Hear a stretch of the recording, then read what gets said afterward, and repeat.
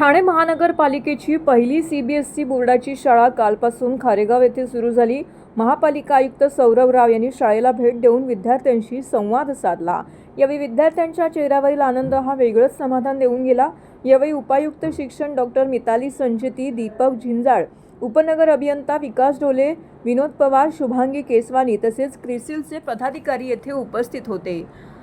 सकाळी 9 वाजता शाळेची घंटा या ठिकाणी वाजली तर शाळेमध्ये 177 विद्यार्थी हजर होते। ठाणे महानगरपालिकेच्या या शाळेला क्रिस्टल हाऊस इंडिया यांचे सहकार्य लाभलेलं आहे। या शाळेच्या माध्यमातून विद्यार्थ्यांना दर्जेदार शिक्षण, आधुनिक सुविधा आणि सर्वांगीण विकासाच्या संधी उपलब्ध होणार आहेत। खारेगाव येथे सफायर रुग्णालयाजवळ ठाणे महानगरपालिका क्रिस्टल हाऊस शाळा असून ठाणे महानगरपालिकेकडून शाळेसाठी आवश्यक असलेल्या पायाभूत सुविधा उपलब्ध करून देण्यात येत आहेत। यामध्ये ग्रंथालय, विज्ञान प्रयोगशाळा, संगणक कक्ष, भाषा प्रयोगशाळा, क्रीडा व कला विभागासाठी स्वतंत्र जागा, स्वच्छ पिण्याचे पाणी, स्वच्छतागृहे तसेच इमारतींची दुरुस्ती, रंगरंगोटी, लिफ्ट, सीसीटीव्ही यंत्रणा आणि अग्निशमन यंत्रणा बसवण्यात आलेली आहे।